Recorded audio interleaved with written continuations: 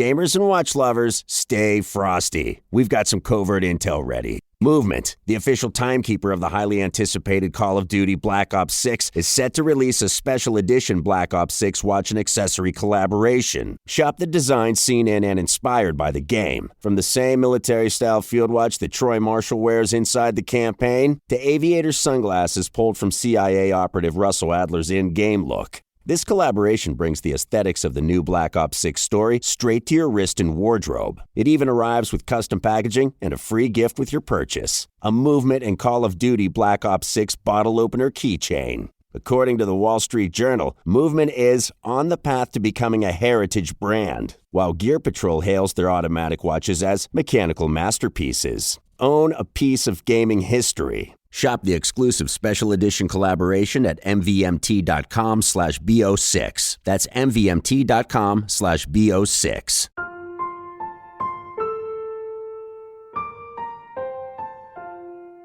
This is a special primetime edition. Have faith. Let It Begin and Endless Hope Inc. presents a new series entitled Personal Testimonies.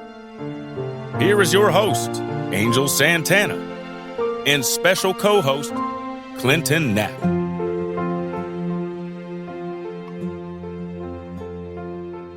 Hello, everyone, and welcome to the primetime edition of Personal Testimony. This is Chapter 1, and we are up to Episode 7. We're not going to make you wait. You heard last week's episode, and it was entitled, Yes, I Can. And without further ado, it is my honor to introduce our co-host for Personal Testimony as we tell the story of Clinton Knapp. Clinton, the floor is yours. Good evening, Angel. How are you? So back to getting into the story. Let's not waste any time. We left off. I was telling you how the doctor was asking me if I thought that I could handle more than just dangling my feet or standing still and walking in place and stuff like that. And I convinced her that I could because I was convinced I could. At which point she agreed that she would be with the physical therapist and myself, and we would take it to the next step. That step being for me a big one. She was giving me permission to leave the room and walk to the end of the hallway. At that point, I didn't have any friends or anything like that. It was just my mother and my girlfriend at the time. So we walked to the door. You know, the physical therapist was holding on to me. The doctor was behind me. And so were my mother and my girlfriend. We get to the door, and the doctor tells me, okay, we're going to make a right. We're going to go to the end of this hallway. It's a very short hallway, and we're going to come back. When we get to the end, we're going to take a break, and then we'll turn around. If at any point you feel tired, you need to sit down or anything like that, we'll have a chair for you so you can rest. I said, okay, I don't think I'm going to need it, but all right, let's do it. Out the door we went. We made a right. Again, the hallway was very short, maybe 4 or 5 rooms, which is, I want to say, maybe 30, 40 feet, if that. Walked it. I get to the end. They ask me how I feel. I'm saying, I feel great. The doctor says, okay, we're going to go back to the room. So we turn around. We head back towards the bedroom. Well, we get to the bedroom, and me being me, I'm not done. I need to do more. I need to go further. So the doctor is trying to convince me I need to go back into the bedroom, and I convince her otherwise. So she, allowing me to make my own decisions, followed me, and down the hallway we went to the other end of the hallway, which now is probably triple the length of the hallway I just did. I go down. I get to the end. We take a minute, and now I'm at a window where I can see out the front of the hospital. And I haven't had a view like this in quite some time. So I enjoy it for a minute. We stand, we talk, and they're asking me how I feel. And I can't deny it. I feel great. I feel brand new. So the doctor says to me, what do you want to do? I said, if you're up for it, I'm up for it. I'd like to go another round. So she says, let's go. I walked the hallway, I want to say maybe 8 to 10 times, back and forth, both ways. And they were impressed. We went back to the room. At that point, I figured no need in pushing any further. I had already proven myself to them and to myself that I could do it. So we went back to the room.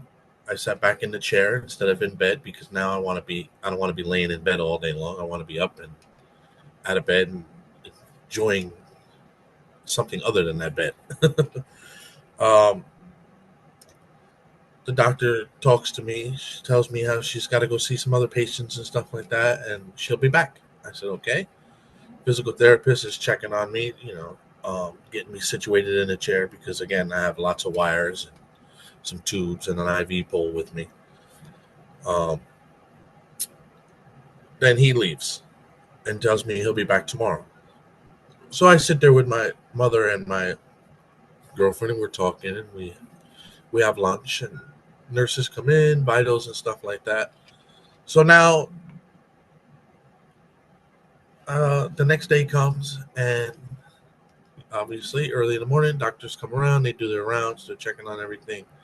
So we spend the next couple days are days where I no longer need to convince them that I can move. I need to convince them that I'm going to be responsible with the gift that has been given to me. Because with receiving this new heart comes a whole lot of responsibility because now I have to take a absurd amount of medications, some of which are crucial to my health, to keeping me alive. And I can't just, they're not just going to give me these medications and send me home. They're giving me these medications, and I have to learn what they are and three negative side effects and three good causes of these medication of each medication before they will release me.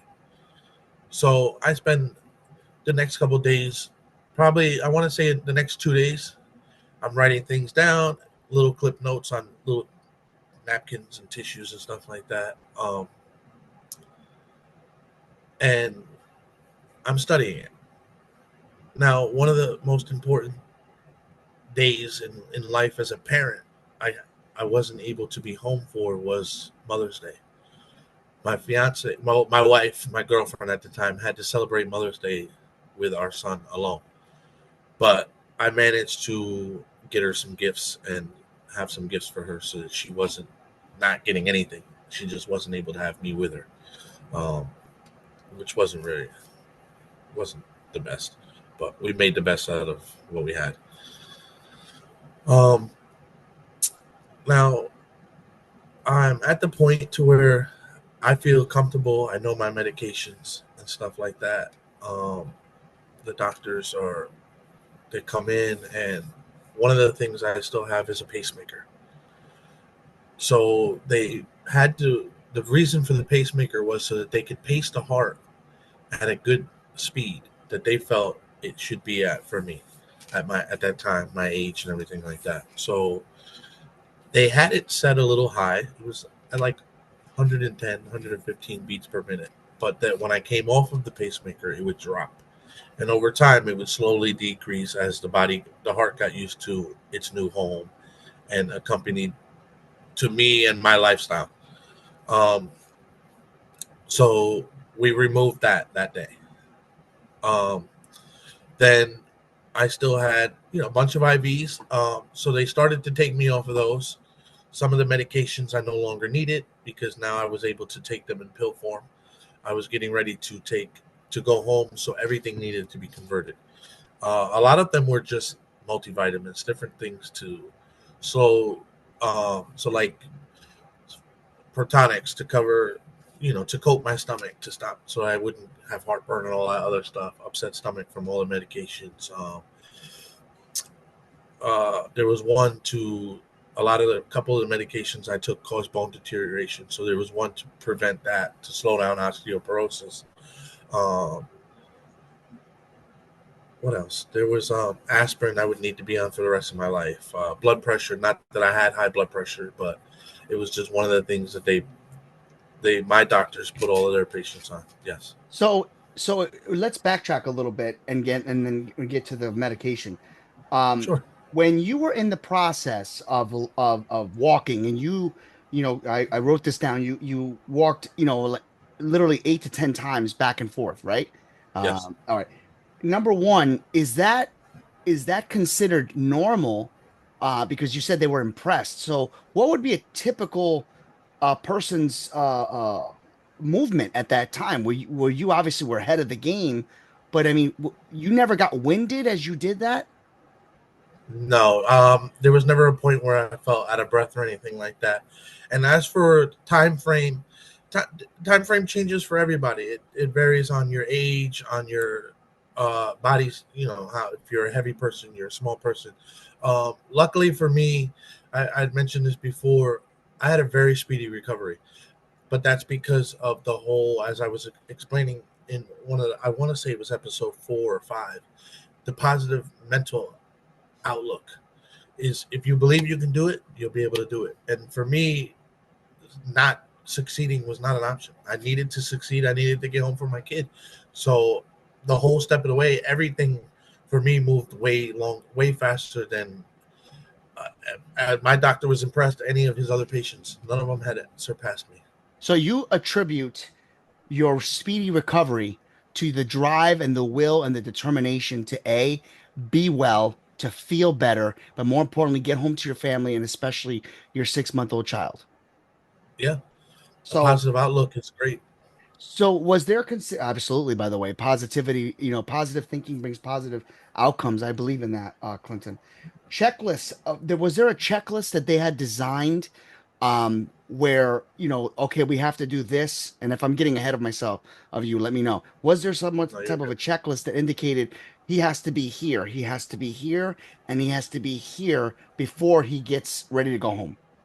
Oh, of course. There was definitely milestones that I had to reach before I can move on to the next. And every step of the way, I was ahead of those milestones. I was already anticipating the next step and jumping the gun and being ahead of the doctor. So by you learning all the medication, because I don't know how many medications you took, and I don't want you to have to, give out your personal information about how much and what type of medication. But during that process, and here you are, you're feeling good, you're walking well, you're getting these tubes taken out of you, you're feeling like as if, hey, we're making a difference. Where would you say you are at this point after you're somewhat learning about the medications that you have to take for the rest of your life, and then the side effects? Where is your head at this time? And I'll let you conclude from here. Um, at this point, my head is for me. I'm home. The hospital is non-existent. For me, I'm just here for a checkup. I'm going home today, but that wasn't the reality of it. The reality of it was there was still a few more days because I still had some more tubes and wires that needed to come off. But mentally, I was there. I had been home already, and that was it. Life was going on. So I spent the next, again, like I said, over this period of time, it's only a couple days, maybe 3, 4 days max. So I spent those days proving to them that I knew my medications. I knew what the negative side effects, the positive side effects were.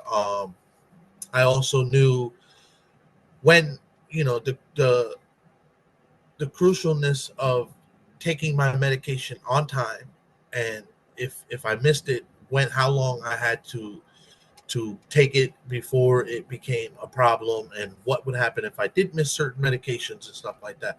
So at this point now, I've all this information is retained, and I'm ready to go. So now, like I said, I'm ahead of the game, the doctors every step of the way, because I don't want to be here no longer. I want to get home. So the doctors, I believe the doctors were still at the point to where, oh, I believe in their minds, I still had another week or two before going home, and in my mind, I was already home. So I spent that time, um, now coming off the rest of the wires. So now I'm off the pacemaker. One of the main things left is the chest tubes. Now that is a process that I can't rush, because the chest tubes are to make sure that there's no fluid on the chest, on the lungs, and stuff like that. So that's a process that I cannot rush it. When it's ready, it's ready. That's just my body. But again, I believe my positive outlook and my positivity through the whole experience helped it along, because I felt like the doctor came in and was like, "Oh, look, let's take these out." So Now here come the chest tubes. The chest tubes come out. They tighten the stitches. Boom, I'm closed up. They're checking my scar. Everything looks, it's all healing properly. Everything looks great. Um, what's next?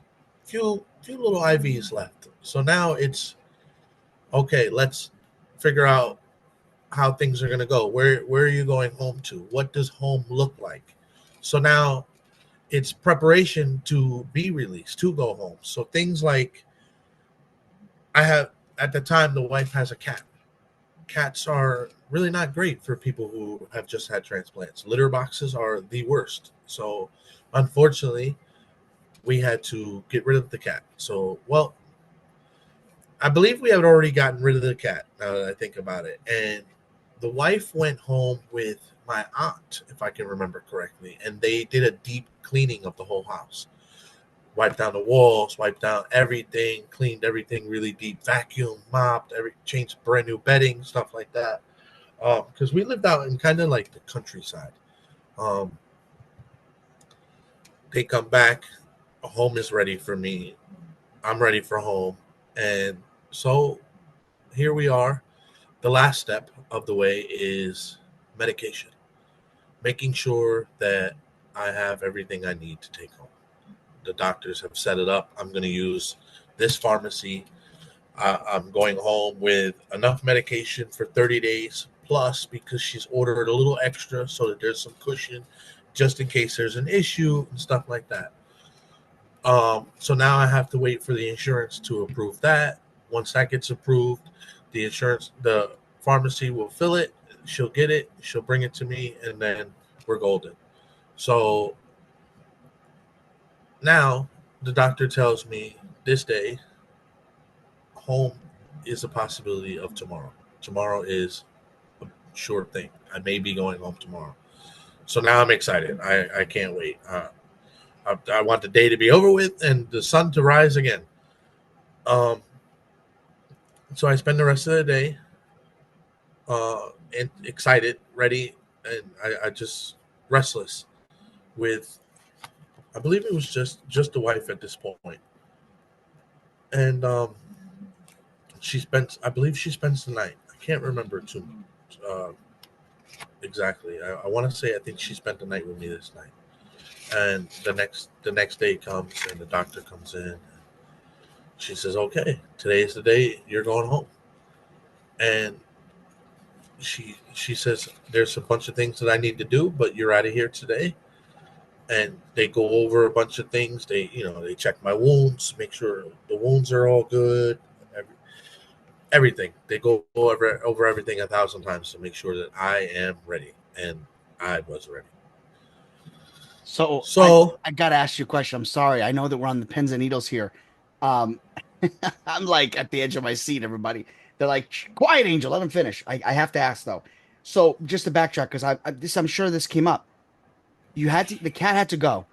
Now, obviously, I'm assuming this is because a risk of infection based of, the litter box and all that. yes, the If different bacterias and stuff that a cat carries, Now, if you different didn't have a diseases. cat, you still had to clean the home? The home was pretty. Our home was pretty much cleaned. I grew up in a very clean home, so my home was really clean. No, I mean, like, did um, the doctors say, like the doctors indicated that the house should be disinfected? no, yes. So they wanted to make sure that everything was wiped down, at least once with like bleach or something like that, Okay. to kill anything that may any residual bacteria that may have already been just growing there, because maybe somebody was sick or something like that, So yeah, which so they're nobody has preparing. really been home. So yeah, exactly. So they're preparing you to get home. They're asking you to clean up the house. They're asking you to make sure that your lifestyle and the way your home is going to be conducive and ready for you to live in, because this is the next chapter, the next part of your life, the new beginning, really. Um, and now you get told today's the day you go home. But let me backtrack. When they said tomorrow is the day you go home, how did you feel at that moment? And then how did you feel when they said today is the day you go home? So when they said tomorrow, I was like, I didn't know. I kind of was in shock. I was ready, but I couldn't believe it. At this point, I still couldn't believe what I had went through and all of that. Um, Now it was kind of all hitting me at once. It was all real, but it didn't. It At that point, it really felt real. Now it was like, okay, hold on, I just went through this, and I'm going home. I haven't seen the outside or anything in days. I mean, you figure 26, 27, 28. So from the 29th, and here we are, the 8th or 11th of May. So from the 29th to the 8th or 11th, somewhere between the 8th and 11th of May. And it's like, whoa. Now, when they said today is the day, the excitement was, I didn't want to wait another minute. I was ready to run out the door without the medication or anything. And that was just, would have been the worst, but it was just, I'm excited now just thinking about it. And that's the excitement that I had at that point because I knew I was going to go home. I was going to be able to hold my son, hug him, kiss him, tell him how much I loved him and missed him. And I was just going to be free and enjoy life in a new way. So we get everything. The doctor comes in and she's going over everything. And I'm trying to, the excitement is there. So I'm trying to not to be too excited because I don't want to forget anything. If she asks me a question, I don't want her to be like, oh, well, you don't know the answer to that. You're not going anywhere. So I'm trying not to be too excited, but I can't contain it. I'm ready. So they give me my medications and stuff like that. She gives me a binder and they tell me certain things that I need to do. So along with taking all of my medications, I need to record just for a few months. They want me to record every morning my weight, my blood pressure, my sugar, stuff like that. Because while I was in the hospital, it was weird. While I was in there, I was like a diabetic. Every day they gave me insulin. But when I went home, I never had a problem with my sugar. But those are the things, they wanted me to keep track of my sugar, my weight, my blood pressure, temperature, check it a couple times a day. Anything over 100, if my temperature reached 101, she wanted me to contact them and let them know what was going on, and they would ask questions like how I was feeling, if there was a cough or anything like that. So I'm taking all of this information in. I'm packing things in my bag, uh, packing up my room because it was my room, and there I had so much stuff. I ended up, I believe it was 2 fans. I ended up donating 2 fans to any patient who may have wanted them because I like the cold. So my room was like, there was no way in my hospital room anyone was getting sick because bacteria cannot live in the cold, and my room was just as cold as an operating room. So I ended up donating my fans. I had to take my blankets with me, and then a few other things. At this point, they had given me a little heart pillow, and I was able to have a bunch of my doctors who had seen me throughout the course and came in. They signed the pillow. Nurses were coming in and saying goodbye and stuff like that. Um, and now we're at the point to where it's time to go. So I'm saying goodbye to this room and this floor. And unfortunately, as much as I wanted to walk, they wouldn't allow me to walk. I had to be wheelchair down to the front door. So I just enjoyed the ride, one last ride while I could, and then I was not going to be in a wheelchair ever again. I promised you that one. Um, so they took me down through the building, and on the way, I saw other nurses who were taking care of me and in operating rooms and stuff like that while I was there, and said goodbye, and everybody was happy. I was happy, and then we reach the front of the building, and out the door we went, and I took the biggest breath of fresh air I could ever take. And it felt amazing because as I was sitting in that chair, I saw my chariot sitting there waiting for me, and I was on the way home. That is where we're going to leave it because we know what's coming. You know, we've been on your journey now for 7 episodes. And throughout the course of every single episode, we kept hearing the one thing that you were missing just as much as your family, even though they were available to be in your presence. There was one person, there was one individual, there was one person that you had yet to hold in your hands, and that was your son. And that, yeah, is where we're going to ask each and every one of you to get ready, because the next episode is Clinton's arrival, and it's going to be called probably Coming Home. We haven't figured that out yet, but what happens when he gets home? What happens when he has the opportunity to see his son for the very first time? We want to thank you for listening to us. Don't forget, Personal Testimony is available every Wednesday night, and it's a primetime special. It is the story of Clinton Knapp, and we have so much more to tell, and there's so much more to hear. But for today, on behalf of Endless Hope, remember that fueling hope, one life at a time. Stay true to yourself and trust in your heart. On behalf of Clinton and myself, we'll see you again next Wednesday. Have a good day. See you next week. Hey, Have Faith family. Don't forget to like, subscribe, and share the podcast with your friends. Visit our website, havefaithletitbegin.com. We would love to hear your feedback.